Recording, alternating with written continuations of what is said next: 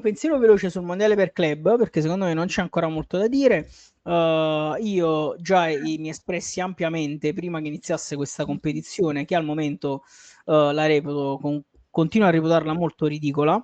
Continuo a reputarla una competizione fatta solo per prendere soldi da sponsor e cazzi vari, perché guarda cosa è stata fatta in America.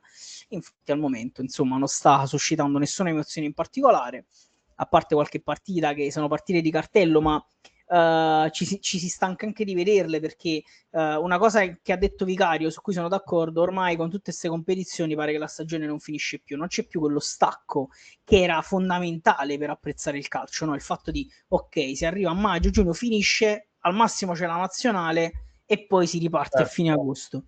Invece No, ma adesso sembra anche, sempre una cosa continua. no, certo, certo, anche perché poi in questo momento si rischia anche tanto a livello fisico, no? Perché poi comunque anche Assolutamente.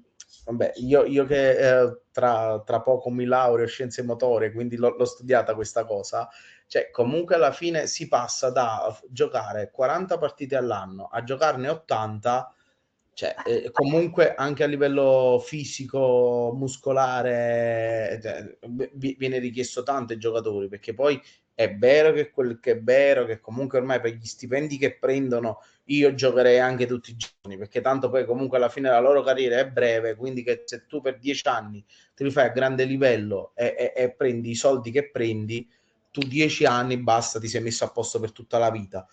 Dall'altra parte è anche vero che ormai pur di avere sempre più soldi, sembra che in campo ci vadano le macchine, non persone umane. Assolutamente, ma infatti è un cane che si morde la coda, nel senso che il problema, ci sono sempre più competizioni, si parla sempre più di mettere più competizioni perché girano troppi soldi all'interno di questo No, ma business. anche perché poi, Perché non c'è, poi posso dire una cosa, cioè poi tu hai allargato questa competizione mondiale per club a 32 squadre, eccetera, e poi io devo vedere